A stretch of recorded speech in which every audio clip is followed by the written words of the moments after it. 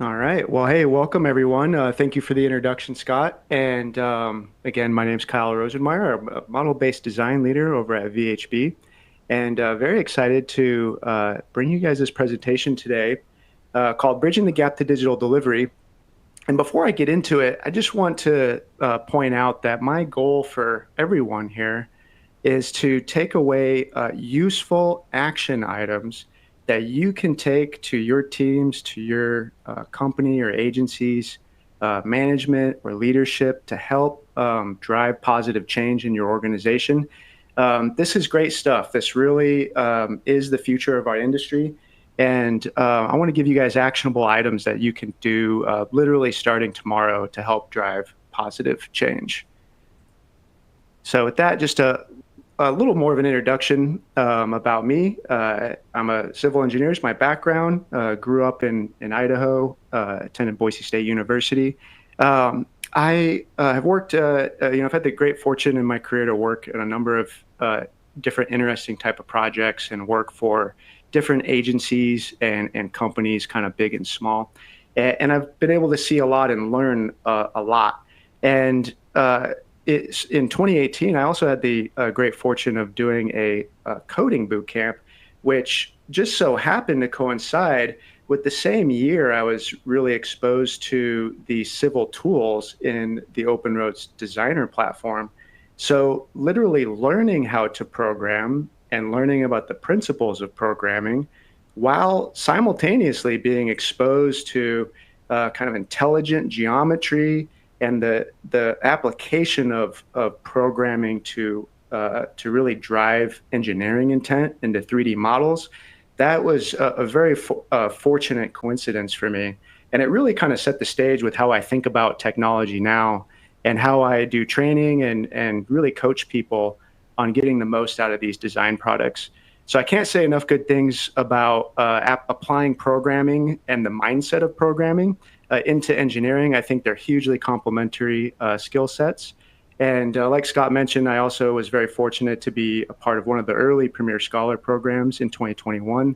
And I've basically made this my full-time job at VHB, focused purely on technology and what we call model-based design. I'll get into that here in just a second. So what we're going to cover today in this Bridging the Gap presentation, I'm going to explain a little bit to you guys about VHB's experience with bridging this gap and our model-based design training. I'm going to define as literally as I can the gap. What's holding us back? What is making us feel like the future is just out of reach? And then this is the actionable part of the presentation is that we're going to talk about the bridge. Things that you can do around technology, things you can do with people, things that you can do to help drive better change management, and how you can measure your progress. All right, so let's get into the VHB experience here. And this is really a philosophy, I like to say, about how we think about digital delivery, and that is model-based design. This is a mindset for infrastructure models. We are teaching the engineers and designers at our company to think about the data, the project data, and this is very similar message to what you've been hearing along the conference so far this week, that the data itself is the product. That is the focus of your work. That's the focus of the engineering input, and that is the focus of the largely automated outputs. Plans and reports and the types of documents we create today to go build infrastructure, those are really, if you really think about it, those are secondary outputs. Those are secondary products to the CAD data itself. So we need to have that primary mindset kind of focused on that data. That is really where we got to start to set the right foundation and the right mindset for digital delivery. Obviously, this leads to some other really wonderful things, like having a single source of truth for all of the data in your project. This is an incredible kind of process and mindset, again, to really remove potential human error and really get people aligned around this idea that the project model and the data in that model, that is the engineering product you're producing. And when we do that well, we also get the benefit of real collaborative workflows and real interactive communication tools and review tools. If any of you saw Joey's presentation about infrastructure cloud updates and the iTwin platform earlier in the week, that is what I'm talking about there. When we're able to bring these models in the infrastructure cloud, they really come alive and give all of the project data to all of the people on the project in a way that we've just never been able to do before. So I highly recommend watching that video if you missed it. It's a great insight into those tools. So all of the training that I'm doing at VHB around Bentley software all starts with our training model. And this is not necessarily all of the Bentley products that we leverage in our model-based design training, but it's a good snapshot of different platforms and different tools that we use to visualize the same project data, starting from Concept Station with very basic sketches and ideas of the project, into very highly detailed LOD models in the OpenX Designer products, mainly Open Roads and Open Bridge, putting all of that data into infrastructure cloud for review, collaboration, visualization, communication, all kinds of wonderful things that we can do with that data once we're in infrastructure cloud.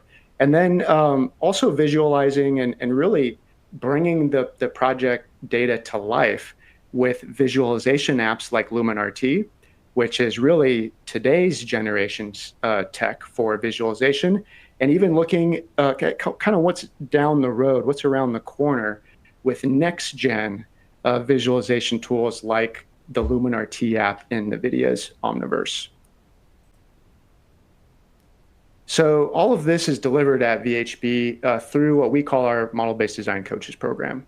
And we were very humbled and very excited by receiving a recognition from Bentley last year during the Year in Infrastructure conference for our efforts to advance infrastructure in our industry through this really a next level training program where we have taken a certain percentage of our staff and put them through a 100-hour, 12-week course that it really goes end to end with this mindset of the data being the product, working through real life examples of connections of data between elements and between disciplines in our next level training model, and really talking about how to achieve and how to change our practices to make this the standard day-to-day experience for people at our firm, right? And this came with building a new community of practitioners and really with many things working together, which I'll address later in the presentation, a great solution for us to work on the very difficult issue of change management. And of course, all along the way, we cannot forget that we are civil engineers, and the way we think about our work, the way we apply engineering principles, and the way we think critically about our design decisions, we can't lose any of that along the way. In fact, we have to leverage the tools that we are using for design to enhance that thinking. So we've had great experience. We had a great experience with this training program, and really had we've had very happy people come out of this training program. So this is just a little bit about what VHB is doing, and I want to just take a second to kind of zoom out now and talk about why we're doing this, right? Why is all of this really necessary right now? And this, to understand the gap, you really have to take a look at broad themes in technology adoption that have been kind of present in the industry over the last 30 years, right? Really over our lifetimes. For a long time, many of you can probably point to 3D models we've been able to make in software as early as, say, 1998, year 2000. So we're talking over 25 years we've been able to do 3D models in a lot of this engineering software. So why hasn't that stuff taken over already, Why isn't everyone working in intelligent 3D models right now if those things have been available for 30 years? Well, there have been a lot of constraints, right? You think just a couple things here. This is not a totally inclusive list, but we've had software capability constraints. The software hasn't always been able to do the thing we've needed to do. We've obviously over that time period, computers have made amazing advancements. So we've had a lot of restrictions with what you could do with a computer, right? That have been slowly melting away as memory increases, as processing increases. And that kind of goes hand in hand with that software capability. We've had other limiting constraints related more to how you use the software. You may have had difficult workflows in the past where you really had to be a high level expert to achieve some level of automation or achieve some like really valuable outcome in a 3D model, where those same outcomes are available to people with much less training today, or they're available to people with a much lower degree of technical skill today. And then there's of course always been issues with cost or access. How available is it to people? How easy is it for them to get started? So these things have been getting better over time. And I would suggest that with the technology that we have today, a lot of these things are solved, right? So we're seeing kind of just over the last few years that technology constraints in the industry are really kind of melting away right now. And what we're getting into now is what I would call the emerging dominant constraint, which is really us. It's the human constraint.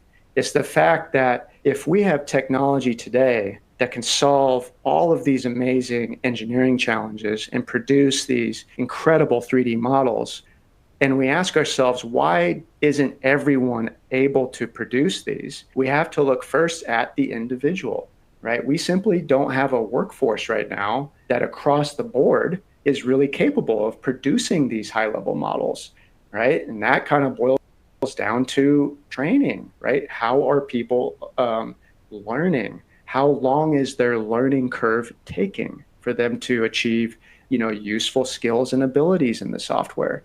We're also seeing gaps in mentorship, where we have a generation of more senior engineers that really never used the technology in the way that we're using it today.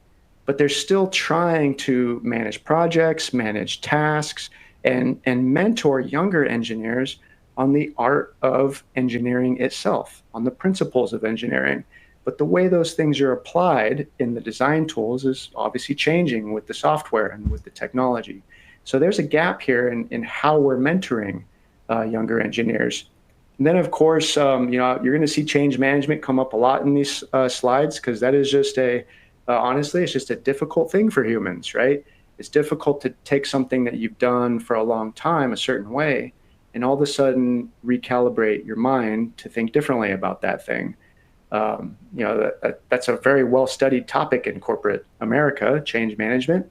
And this is definitely one of the barriers that we have to overcome. And then the final thing I want to point out about the human constraints is that requirements are not always clear. We're proceeding forward into this digital era of infrastructure, while at the same time, what's required to deliver a contractor isn't necessarily changing at the same rate. And standards and policies with infrastructure owners and permitting agencies, those things are not necessarily changing at the same rate either. So there is a little bit of confusion going on, between major stakeholders in the industry. So let's try to sum all that up, right? And this is why this is not a trivial topic that we're talking about. To bridge the gap to digital delivery, we must solve for the technology and the human constraints out there, right? We have to fit these solutions to our company's cultures and core values. And that's going to vary a little bit from firm to firm or agency to agency. And we have to acknowledge that while we're trying to achieve this rather difficult thing, we also don't have control over all the inputs, right? There's things changing in the industry that obviously are occurring at other levels or other companies that you have no control over. And there's a lot of contributing factors in the market that are very hard to predict. So this is really not that easy to do, you guys. Bridging the gap it sounds relatively easy, but it really is not. So let's go ahead and talk about the bridge now. And just a quick point I want to make, we're going to get to the end of this, and I would love to have a rich discussion with everyone on the call, and I'd be happy to answer as many questions as we can get through at the end of the presentation. And I'm going to try to leave some time here for us to do some demo. I'd love to show you guys our training model. I'd love to go drive the project with you. I also have some other pretty cool tools that we've been developing at VHB related to AI that I'd love to bring up too and show you guys. So I just want to point that out as we get through the bridge section of the presentation, that I'd love to save some time for discussion and demo at the end. So let's talk about changes that you can make today at your organization to help advance your organization towards digital delivery. Step number one, build better models, right? Or in this case, since most people need to see examples before they really can apply things in their career and on their projects, I would say build better training models. Just a couple quick facts about VHB's training model. The core purpose of building this training model was to demonstrate a model that maximizes data connections, that minimizes the total number of elements, right? No repeat elements. That maximizes the use of civil cells, right? If you're going to draw something more than once that you can program the input for, why draw it more than once? Make a civil cell out of it. This model is full of civil cells, geometry-based and model-based, and leave nothing out. You can see in the screenshot here that there is roadway, there is bridge, we have utilities, we have lights, we have signs, we have pavement markings, we have bushes and trees. You guys, you can use point feature definitions to bring the landscaping into the model and spatially constrain it just like you would constrain anything else. So there is no discipline left out in this model. Everyone is represented. This Bentley training model was constructed across approximately 35 DGN files, including all of the disciplines that I mentioned. I didn't mention drainage. We definitely have closed drainage systems in here as well. Everything is constrained, right? This is, again, one of the goals of this training model is maximum intelligence, right? So everything in here moves. Just as a quick example, we recently made some bridge updates to this model to get ready for some upcoming open bridge training, and I widened one of my bridges. And you can see that these bridges are tied to MSE walls and roadways above and ponds below. And I was able to widen a bridge, move the road to correspond to the new bridge width, and update all the tie-ins in less than an hour. And I just would like to ask you, if you've ever had to do that type of design change, how long would you estimate that it took you to do it? Right? If you can start measuring workflows that might have taken you days or weeks, right, with totally static data sets, with a 2D drafting mindset, and you start doing these activities in an hour, this is a big deal, you guys. This really unlocks a lot of time to focus on the engineering of the project and on the design of the project. This model contains approximately 9,000 total elements, right? And it's about 73 acres. It's a full interchange project. We use 6 corridor templates for everything that you see here. Build time, let's talk about that for just a second. We've done a couple major iterations on this model, and we actually track the total editing time, which is a standard DGN property. We track total editing time, and we expose that data in Infrastructure Cloud.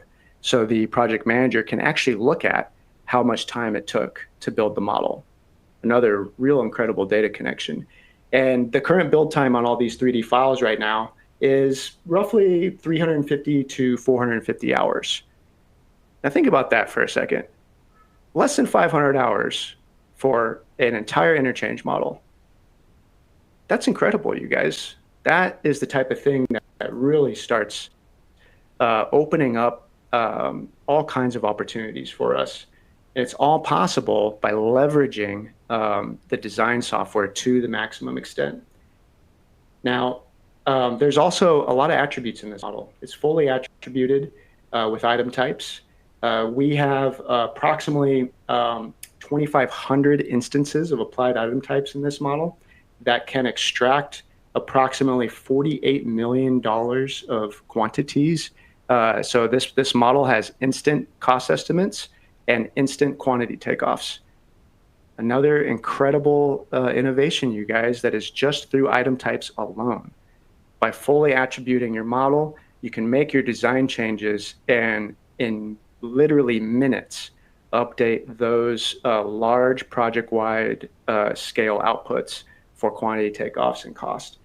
There's 16 unique item types being used in this model with 2 different lookup tables, one for pay item data and one for cost data. And we have a few item types as well to measure things like location and DGN properties, like I mentioned, with the total editing time. Now, another key aspect here of the model is that you have and should expect that all the roadway information, all the roadway corridors, all the civil cells, all the nonlinear modeling, basically everything you have in the roadway files should produce a complete project surface, right? And there may be different levels of this, like a subgrade surface, finished surface minus top course of asphalt, or final top surface.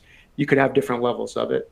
But this is a very quickly generated, like less than 1 minute to generate this surface. And this is through a graphical filter, which many of you are using already to generate surfaces. But this 73-acre surface that includes approximately 140, it is updated easily, updated within minutes. And as changes to the project occur, right, as design updates occur, the surface is simply updated from its graphic filter while it preserves its element ID. And that's a very important point to make, because all of those point assets that you saw, the drainage structures, the lights, the bushes, the pavement markings, everything that's related to the road is all vertically constrained to that surface. So you not only have a project-wide surface that's very easy to update from all the roadway data, but you can take all the other disciplines' elements, constrain them to that dynamic surface, and they move too when you need to make an update to the proposed surface. Again, you guys, I'll use the word again. That is incredible. That saves so much rework, like on the orders of magnitude level. And this makes a big difference in project outcomes. So step 1, build better models, right? And you can see tons of amazing demonstrations from Bentley, including at conferences like this one. And there is really nothing holding you back from learning how to combine the tools like this in the software today. Pretty good stuff, right? So step number 2, people. We can't do any of this without people, right? And I'm going to get just a little bit philosophical with you guys for a moment. If you take a look at really any technology, think of personal computers, think of the internet, think of smartphones, think of the DVD, the CD player, any technology really that you've seen. Consumer examples are the easiest to think about. In the beginning, things are uncertain. You're not really sure if this technology is going to take off. You're not really sure who the best people are with the technology. It's kind of soupy in the beginning, right? But in hindsight, you can always look back. Like statistically, you can always look back at a technology adoption and paint this normalized distribution curve. So think of the moment we're in right now, you guys. We are in the moment of transition, right, to digital delivery. It's like we're right in that chasm right there, right in that green section where we're trying to go uphill. We're trying to drive this adoption, right? We're kind of struggling sometimes to get over this gap. And it's really hard to know, like, where are you in this curve, right? Are you going to be an innovator? Are you going to be an early adopter? Are you going to be, I hope no one's a laggard on this call, but are you going to be a laggard? Are you going to be one of the last to adopt this technology? Um, Statistically, you will always have a distribution that looks like this for any population of people. We will look back at a year. It's hard to say which year, but we will look back at a certain year at this industry, and we will know where everyone fell on this chart, right?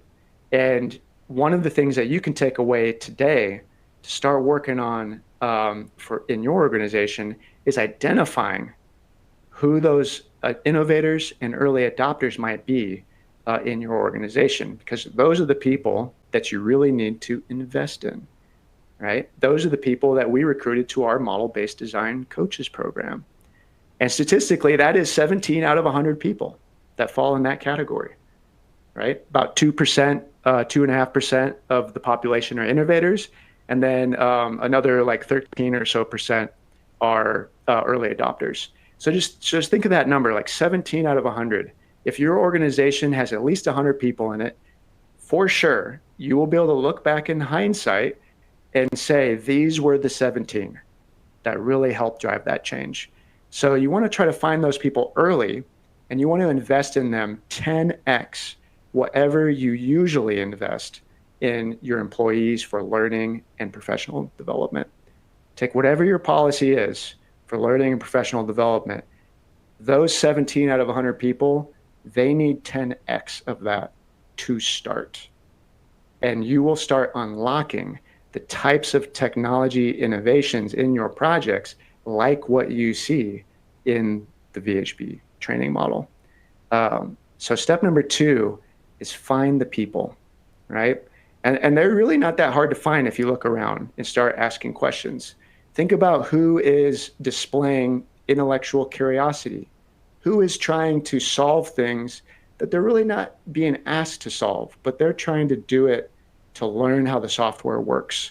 They're trying to automate things for their own sake because they want to know how to automate it. Think about who is approachable in your company when people have problems. Just think like when people get stuck with the CAD software, who do they go to? Who do they go seek out answers from? These often are the people that are in this category. They're the people that organically rose to the occasion anyway, because that's who they are. That's how they want to be, regardless of recognition of title or role at the company. Those are the people that you really want to invest, like I said, 10x into, because they will return an ROI for your company or your organization that really is next level. And I can't say enough good things about the model-based design coaches that we have at VHB. We have really loved going through the training program with them, and I am just amazed every day by the types of things that they're unlocking in their work after completing the training program. So that's step number 2, right? Is invest in your innovators and early adopters. All right, step number 3, change management. Always a tough topic, right? And I want to start this topic off with a quote from Jeff Bezos. And this is really, I think, spot on with how we need to be thinking about the industry, is that you need to be stubborn on vision, but flexible on the details, right? The vision here is a world where we build infrastructure from intelligent 3D models, and we deliver them digitally for bid and construction by a highly advanced contracting industry. That's our vision, right? The world is clearly going there. But how we get there, not a single one of us on this call can accurately predict. There's no way all of us or any of us could know every step along the way between where we're at right now and that future, right? So we got to be stubborn on that vision because we know that's going to happen and it's better for our industry than staying put where we're at today. But how we get there, we have to be very flexible about because we're going to learn all kinds of things along the way. We're going to need to make lots of pivots and we're going to need to kind of roll with the punches, as they say. So I have 3 points here I want to bring up about change management to help you think better about making positive change at your organization. So number one here, we'll call this 3.1, is that decision makers must be aligned. I can promise all of you that I would not have been able to make any of the change I've made at VHB if I didn't have support from our leadership. And I'm very grateful for that. Having the decision makers at your organization be aligned around the vision is incredibly important, right? This is a very difficult thing to do without resources and without that support. So 3.2, innovators must work together. Let's say that you've done a great job surveying your organization and finding that 17 out of 100 people. You have to bring them together. You can't keep them where they're at today, working in whatever nature of silos they may be in, whether that's geographical because they're in different offices, or maybe based by the type of work they do, like they do different disciplines, so they just don't have a natural bridge between each other. You got to build that community. And it's a good time to just take a look at the picture on the screen here. This is a shot of our first model-based design cohort at VHB from last spring. And we're actually on our fourth cohort this fall. And each time we've done this training program, we have brought people together across our company, right? Across the entire footprint in many different offices and of many different backgrounds and many different disciplines, right? And even though this is a Bentley conference, we even mix Autodesk and Bentley people together because the philosophy at the end of the day is the same philosophy. So we put all of these innovators together to really work on these problems as a unified group, right? That is our model-based design community. And I would suggest to you that that is also very important in succeeding with changing your organization around this digital era of infrastructure. 3.3, this last bullet here, you have to understand that progress will be incremental, right? You may have some major breakthroughs from time to time, but this is going to be one of those evolutions where when you measure it every single day, it's going to seem like the steps are small. But over time, you're going to look back after 6 months, after 12 months, and you're going to see, hey, we're doing stuff now that we weren't doing before. We've made obvious progress when you look at a large enough period of time. Now, the rate of, I want to point this out too, the rate of your progress is going to be determined by your internal feedback loop, right? And that sounds a little vague, so I'll say it much more specifically now. This is troubleshooting, you guys. This is the amount of time that it takes between someone trying a thing on their computer, on their project, and it not working. It's the time it takes you to respond to that person and get them back on the right track, right? If that person on the computer trying that workflow, if they struggle for 3 or 4 hours and get frustrated and give up and go back to the workflow that they were comfortable with, then your feedback loop is obviously very inefficient. It's very long, right? And it might be broken. If you never get back to that person at all, it might just be a broken feedback loop. So that progress that you're really going to experience is going to be determined by how you deal with those incremental things, those little individual issues that come up day to day across your organization. And that's why I can't do this by myself. If you took a single person at any organization and said, you are responsible for leading digital delivery at this company, that one person will never be able to be kind of over the shoulder of the individuals doing the work all across your organization. They won't be able to fulfill a tight internal feedback loop. So you have to have a lot of people to help with this. And that kind of ties right back into leadership and community. All these are connected together, right? So that's step number 3, tips on dealing with change management. All right, step 4, progress. How do we measure what we're doing? This is a really good one, you guys. Let's start top to bottom here. Early on, as you are changing the way your company does their work and you are really pushing forward with the adoption of 3D models and the mindset of data as the product, and everyone is really learning these incredible new workflows and taking the time to understand how the software works, you won't have a lot of quantitative KPI information available to you early. So you got to look at the qualitative stuff early. Look at people's satisfaction. Like I said, we put a lot of people through our model-based design coaches program, and they are some of the happiest people I've ever met, right? They love what they're doing. Look at people's satisfaction. If they're happy and they enjoy coming to work every day and working on their projects using this design software every day, you're doing something right. Right? Look for the personal achievements. Look for those markers where a person tells you, no matter how big or small, that I figured something out. I can do something now that I couldn't do before. Or better yet, something that I spent X number of hours doing before, I can do in 1/10 of the time now.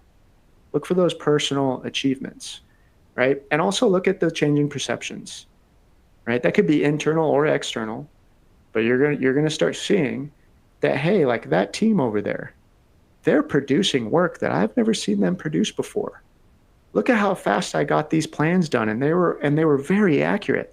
We just had the best QC review ever from what this team has been able to deliver in the past. Or think of the owner side.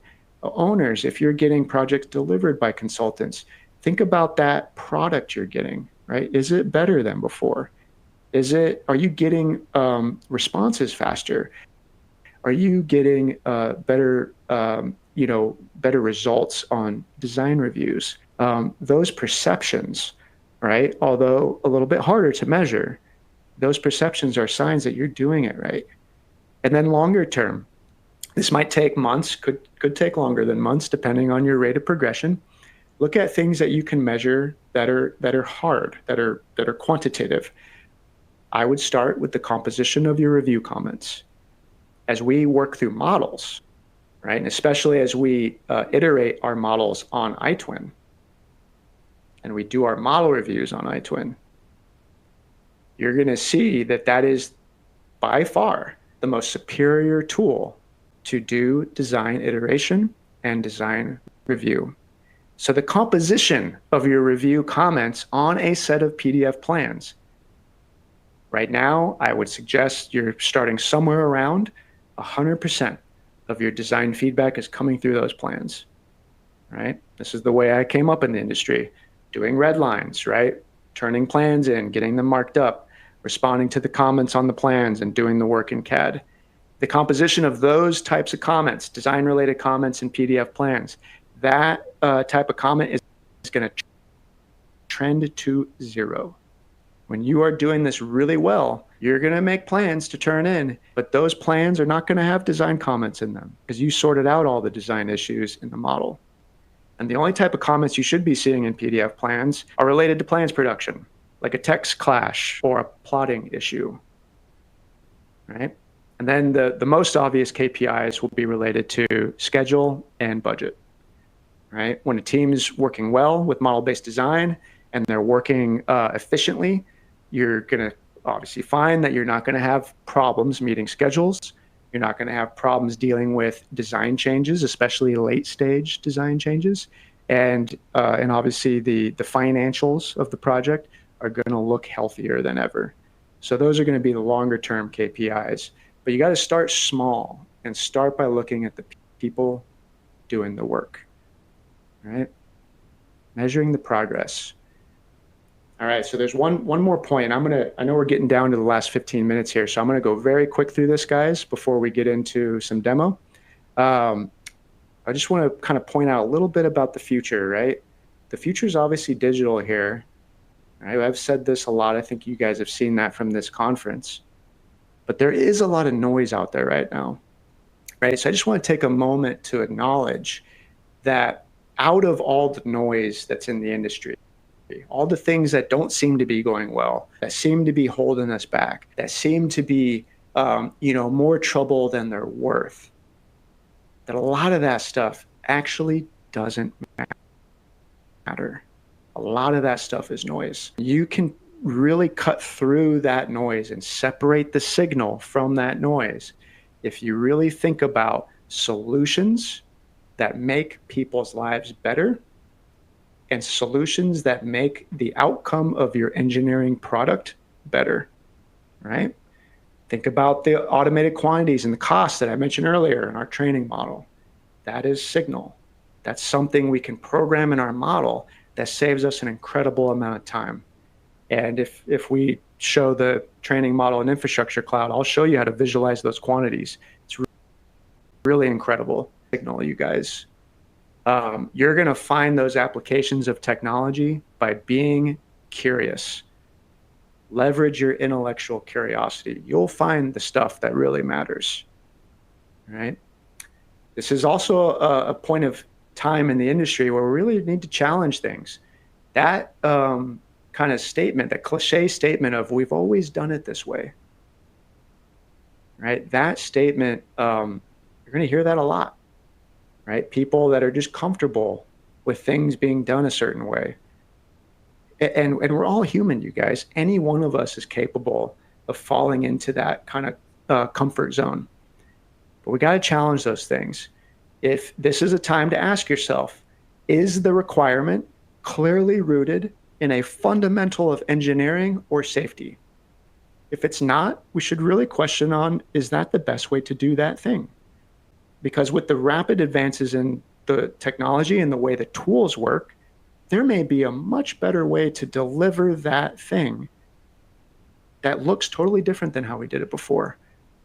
But if you really stay rooted in what's truly fundamental to engineering, what's truly fundamental to safety of the traveling public, that should really be what guides our, right?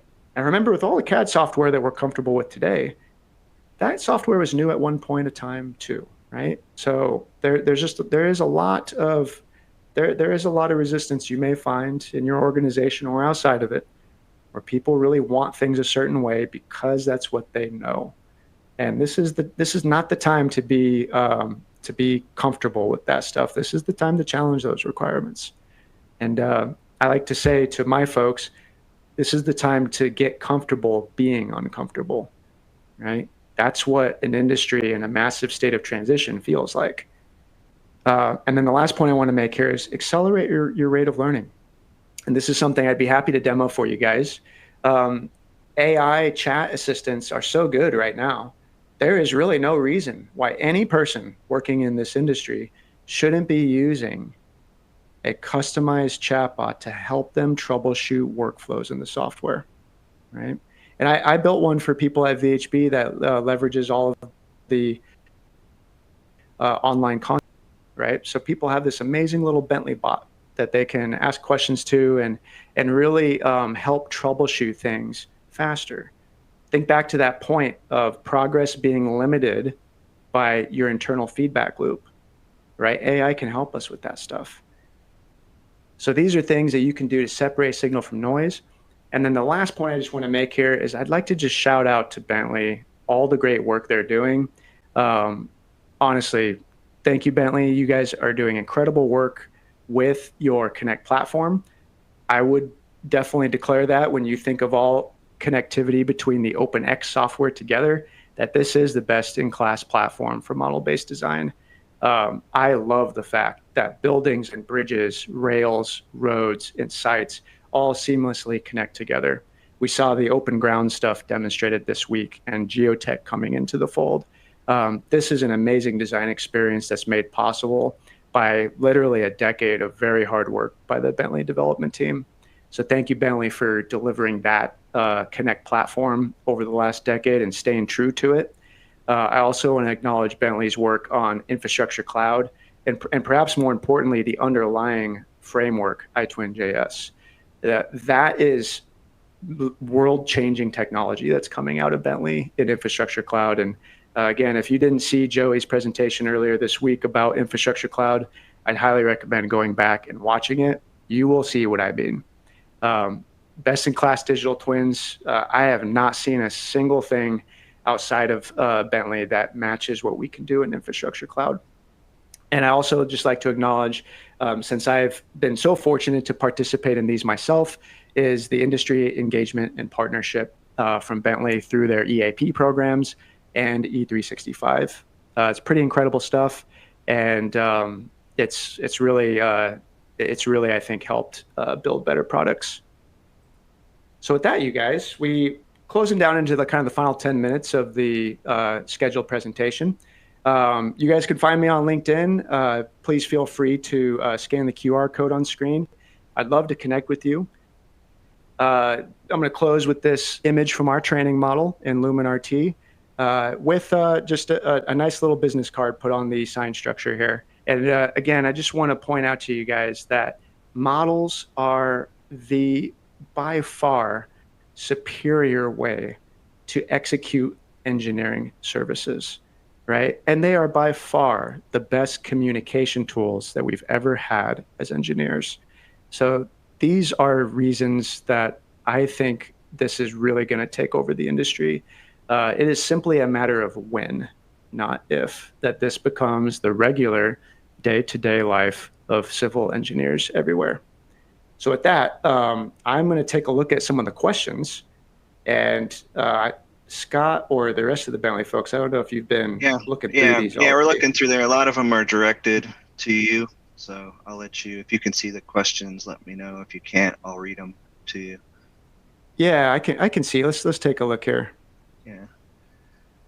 If you scroll all the way down, to the bottom, there was one from a user from BDOT, the DOTs. Oh, cool. Is the ones to the bottom the oldest? Okay, it looks like. Yeah, the ones on the bottom are the older ones on the top are the newer ones. So if you want to just start from the bottom and just scroll your way up, or I could read them. Yeah. It's up to you. No, it's okay. Yeah, I see him here. So there's a comment here about technology constraints over the last 30 years. Really asking about if design plans are being produced faster now than when they were produced manually by hand. And that's a very good question. I want to just draw a quick comparison to that question. If you took an expert drafter, right? If you took an expert drafter over the last 30 years and asked them to lay out a plan sheet, whether that was a bridge elevation, a roadway plan and profile, you name it, expert level drafter could run that plan sheet through much faster than it would take us to build the model, produce that same plan sheet. I'll give them that, right? If you're an expert level drafter, you can produce that plan sheet very fast. The real change comes from when you have to update something, right? Now, I have never met, and maybe they exist out there, but I have never met an engineer that lays out their design ideas, lays out their set of plans, and they have zero changes for the whole rest of the life of the project. Basically, what I'm trying to say is no one gets it right the first time. You put your best idea on paper, right? And then you go through your iteration process. You go through your review. You learn new information, and that causes you to have changes to the plans. And as you iterate and you see the model reflecting the changes in the plans in a very automated way, there is a payoff that's pretty quick. Like I'd say within the second or third design iteration, where you're really saving time now doing things through the model and just updating the display of that model in the plan. And again, this is comparing like a good modeler to an expert level draftsperson, right? It may seem like they're faster on day one, but if you really measure the life of the project, I don't think there's a comparison here, especially if the design changes are large, right? Basically, the more change there is, the more the model clearly is the superior mechanism.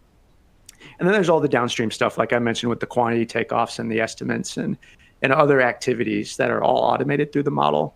So you got to really kind of take those things in kind of full effect of each other. So let's take a look at some other questions here. Let's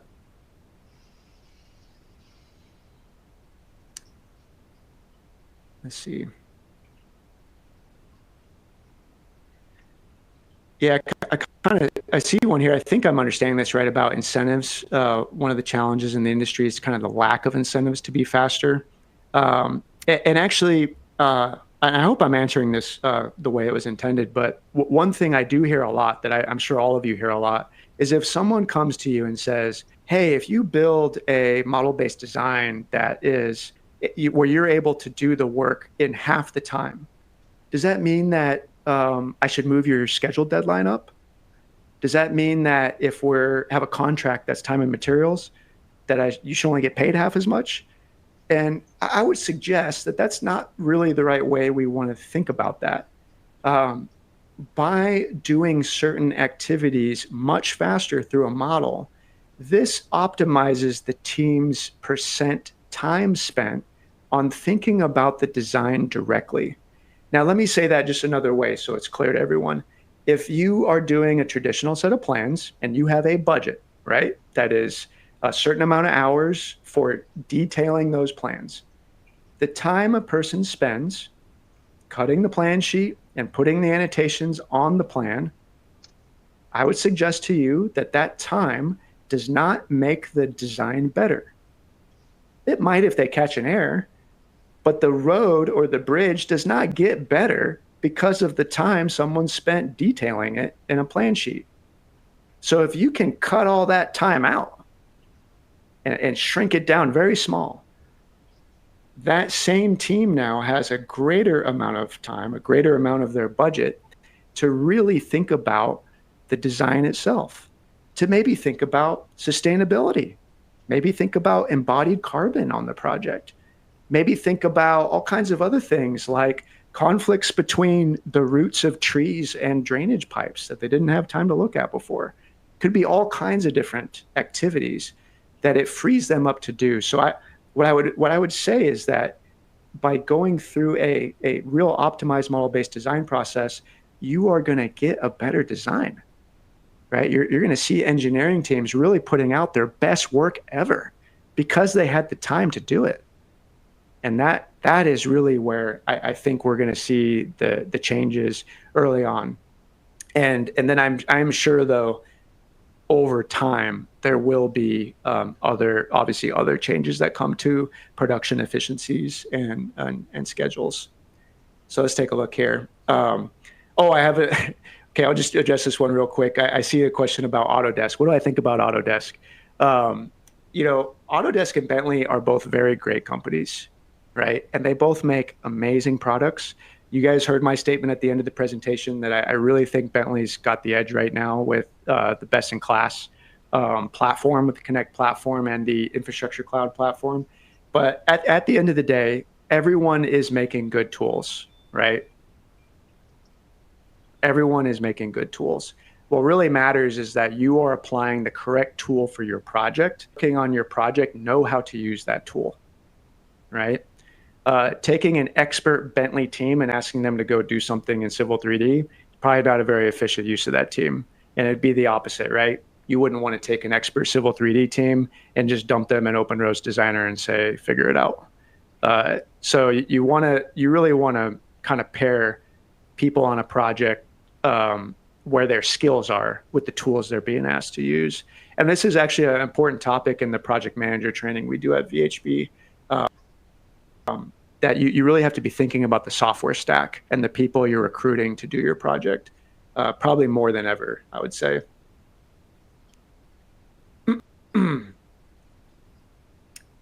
Let's see. Let's try to get through a few more questions here. I see we're at 2:29. I did want to do a demo for you guys. We could run over a little bit, Kyle. I got about an extra 10 minutes. We can hang out for about 10 more minutes, and then we got to shut it down because I have another session to go to. Oh, perfect. This one. Yeah, if everyone would permit me, I know you can't talk, but if we can go another 10 minutes. that would be great. We'll try to get through a couple more questions here, and then so seeing people and increasing people's interest in learning and working as 3D modelers. That's a great question. I can speak from my personal experience that if you show people, right, this is where I really kind of alluded to that step one, build better training models. If you can show people what's possible, you will inspire them. And you won't inspire everyone the same way, right? I don't know if they're on the call here, but I've had some great mentors at my last kind of role I was in before joining VHB that really inspired me, right? And showed me things that you could do in the software that I had really no idea about. And you look at, I was one of those people that needed to see that, because as soon as I did, I embodied it. I made it part of myself, and I made it part of my mission in my engineering career. So much to the point that I have fully pivoted my career around technology because I'm so passionate about it. So I might be kind of an extreme anomaly in that data set of people, but it all starts from seeing what's possible, right? So I say this all the time with model-based design and our training model, that I don't want to just talk about it with you, right? I want to show you. I want to put you in infrastructure cloud. I want you to click the buttons yourself and see what this data looks like. Because when you are able to do that, we're all very, rational, critical thinkers in the engineering industry. You're going to make your own conclusion, I think, pretty rapidly when you see a really good infrastructure model. So I think the seeing is believing is very true for increasing people's passion and interest. And out of any set of people, you're going to find that 17. You go show a nice training model to 100 people, the 17 that are really going to be your innovators and early adopters, they'll raise their hand. You'll find them afterwards. All right, let's try to get to another couple questions here. Yeah, great comment here about the transitioning from 2D CAD to models is very much a repeat from when the industry was going from drafting to CAD. Absolutely true, 100%. In fact, I love sharing this internally at VHB, and I encourage all of you to go look for these documents yourself. Go look at the company's plans, the technology plans that your company made in the mid-'80s. Because think about what was happening in the mid-'80s. We had generally centralized computers in offices. It was not normal for everyone to have a computer at their desk, and CAD software was just coming out. Bentley is celebrating their 40th anniversary right now, and I went and looked up the history of Bentley, and you know what? That's spot on. They were founded in 1984. Pseudo Station, which was the precursor to MicroStation, came out the next year, 1985. So if you go look at your company's like technology plans from that period of time, they were struggling with this, and they were saying a lot of the same stuff that I'm saying right now, because because the human side of this is the same thing. These human constraints are because we haven't changed. People are still the same, and we will just keep going through this iteration cycle with technology. I think what is really kind of stunning about personal computers is that happened 40 years ago. So there is not that many people left in the industry that firsthand, including myself. I wasn't. Those documents are the only clue I have as to what it was like. Yeah, I see a question here about the Bentley AI chatbot. Let's go ahead and pull that up, you guys. Now, anyone with Microsoft Copilot can do this, right? I want to preface this by saying any one of you can do this that has Microsoft Copilot. I created, and I put this in the hands of all our Bentley users. And I just want to make sure you all can see this on screen. Okay, it looks like you can see it. Yeah. I put this in the hands of all our Bentley users at VHB. Has its knowledge mapped to just the common.bentley.com's website, the Services Now community website, the main website, just bentley.com. Okay.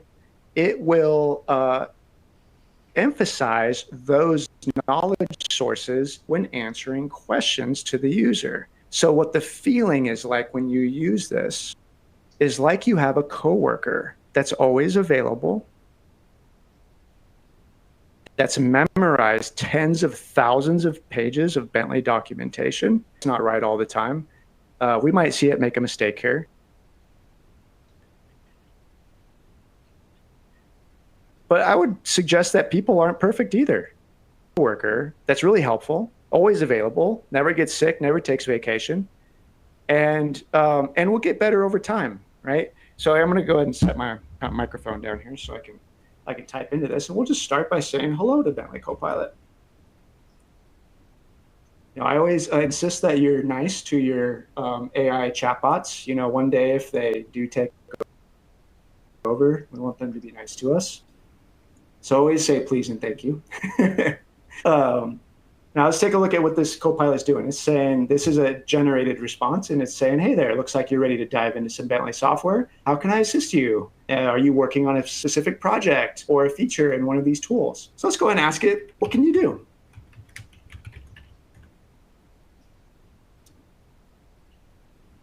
And one mistake I do see people make with these AI chatbots is that they generally use them like search engines, like words that they want to look stuff up for.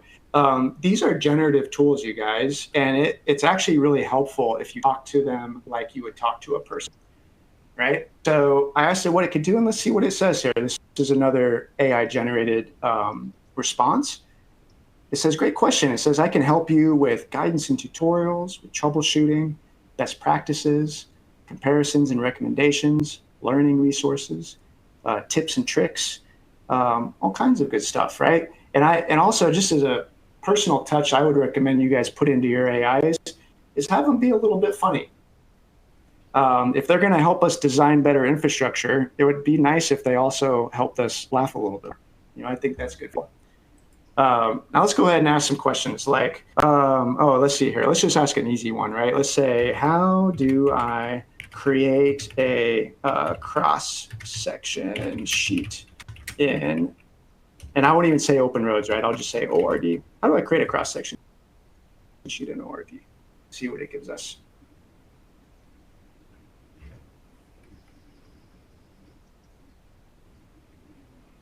Oh, nice. It looks like we got a little workflow here, right? Let's see how good it is. Go to drawing production and use your name boundaries. Place a name boundary. That's good. Use cross-section mode. I like it. Set the necessary parameters like your drawing seed and detail scale. Use the create drawing option and show dialog. Yeah, this is good, you guys. That's what I want to see.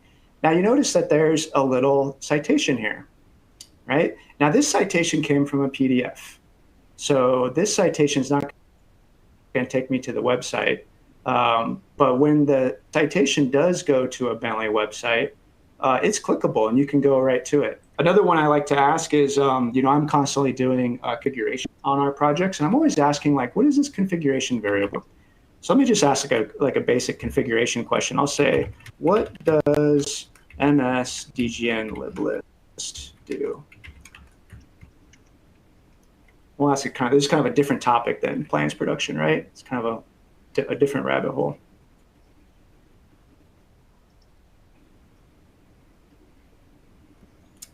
It says the dgn liblist variable defines a list of dgn library files to find various elements like levels, line styles, text styles, and more. That's all accurate. A little vague, doesn't get into all the things. And then you notice this one has got a citation, right? It's got a citation to docs.bentley.com.